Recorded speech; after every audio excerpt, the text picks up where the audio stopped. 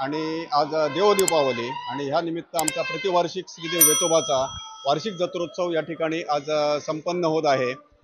श्रीदेव वेतोबा देवस्थान विश्वस्त मंडळी, संपूर्ण आरवली ग्रामस्थ आणि यांच्या सर्वांच्या सहकार्यानं एक योग्य पद्धतीनं ह्या संपूर्ण जत्रोत्सवाचं नियोजन करून या ठिकाणी आता जत्रोत्सव हा संपन्न होत आहे। विशेषतः संपूर्ण महाराष्ट्रातून, गोव्यातून आणि अन्य कर्नाटक वगैरे अन्य भागातून हजारो लाखो भाविक आज सकाळपासून या श्रींच्या दर्शनासाठी, विशेषतः नवस फेडण्यासाठी आणि श्रींचं दर्शन घेऊन श्रींचा आशीर्वाद घेऊन इथून एक चांगलं निर्माण करण्यासाठी या ठिकाणी हजारो भाविक या ठिकाणी सकाळपासून दर्शन घेऊन आज गेलेले आहेत। विशेषतः केळ्याच्या घडाचा नवस हा या ठिकाणी वेतोबाला केला जातो आणि तो नवस फेडण्यासाठी किंवा प्रतिवार्षिक एखाद्या व्यक्तीचा किंवा एखाद्या कुटुंबाचा प्रतिवार्षिक घड देण्याचा एक संकल्प असतो। त्या दृष्टीने आज हजारो भाविक या ठिकाणी हा संकल्प सिद्धीस नेण्यासाठी आणि संकल्प पूर्ण करण्यासाठी हजारो भाविक आज या ठिकाणी दर्शनासाठी रांगा लावून आहेत। त्याचप्रमाणे या ठिकाणी महाप्रसादाचंही आयोजन आम्ही प्रतिवर्षी करतो।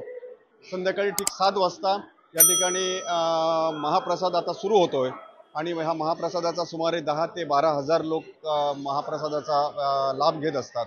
देवाला चप्पलही वाहण्याची प्रथा आहे, कशी असते ही प्रथा? देवाला एक चप्पल वाहण्याची फार पूर्वीपासूनची प्रथा आहे। विशेषतः सांबराच्या चामड्याची चप्पल ही वेतोबाला नवसाला एक देण्याची पद्धत अगदी फार पूर्वीपासून आहे आणि आता सध्याच्या कालमानानुसार हे सांबर मारणं किंवा त्याचं हे करणं हे बंदी असल्यामुळे विशेषतः या आम्ही देवस्थान समितीने एक त्याला पर्याय म्हणून श्रीदेव वेतोबाचा आशीर्वाद कौल घेऊन आम्ही या ठिकाणी 2500 रुपयाची पावती करायची आणि ती 2500 रुपयाची पावती देवाच्या ताटात ठेवून त्याबाबत देवाच्या पुजाऱ्याकडून त्याच्याकडून नवसाचं एक गारणं घालून घ्यायचं आणि त्यानुसार सगळा नवस पूर्ण होतो असं वेतोबानं एक कौलाद्वारे आपला कौल दिलेला आहे आणि कौलाद्वारे मान्यता दिलेली आहे। त्यामुळे त्या पद्धतीनं आता चप्पलांचा नवस फेडला जातो। परंतु तरीही काही जण अजूनही ती चप्पल आणून देतात आणि ती चप्पल आता कसली त्याला सांबराच्याच चामड्याची लागत असल्यामुळे थोडासा ते आता ओघ ह्याचा कमी झाला आहे, नाहीतर ती जवळजवळ इकडे संपूर्ण आमचा ह्याचा वरचा संपूर्ण भाग दिसतोय हा भरलेला होता आणि तो त्याचं काय करायचं हा थोडा प्रश्न आमच्या समोर होता। अशी वेतोबाची ख्याती आहे, सर्व भाविकांचं रक्षण करतो, काय सांगा? रक्षण करता अशीच त्याची ख्याती आहे। विशेषतः तुम्ही कुठूनही त्याला हाक मारा, तुमच्या हाकेला तो धावून येतो।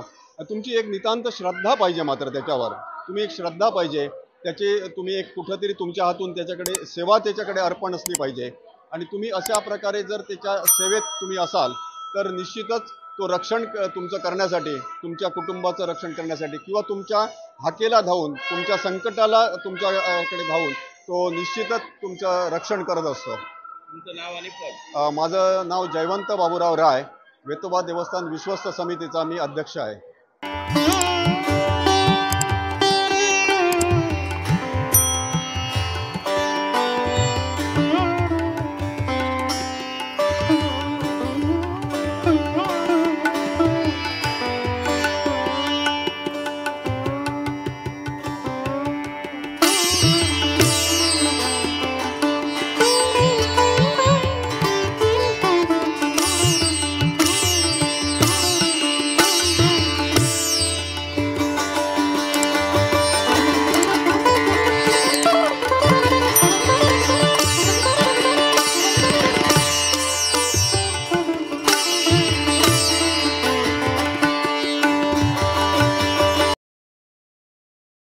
वेतोबाकडे पादुका देण्याची प्रथा पूर्वंपार होती, पण हल्ली त्या पादुकाबद्दल जी ऐतिहासिक माहिती मी डॉक्टर असल्यामुळं समाजापर्यंत पोचावं हाच माझा विषय। हे एक वैज्ञानिक युगात हा एक मोठा चॅलेंजिंग विषय आहे मी जो बोलतोय तो।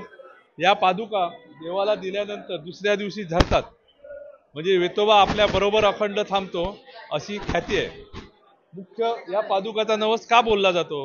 आपल्या घरात जर दुर्धर आजारपण असेल त्यासाठी या पादुकाचा नवस बोलला जातो। आरवली विकास मंडळ संचालित आरवली वैद्यकीय केंद्र जवळच आहे व तिथं माझ्या 25 वर्षात बरेच सुपर स्पेशालिस्ट डॉक्टर आलेले।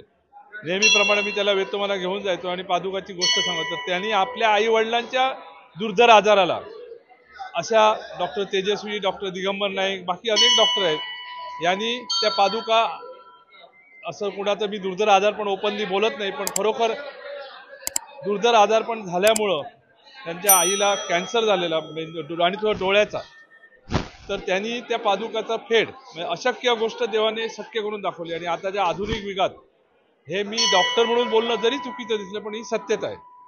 तसंच वेतोबाच्या जात्रेच्या दुसऱ्या दिवशी तुळाभार केला जातो.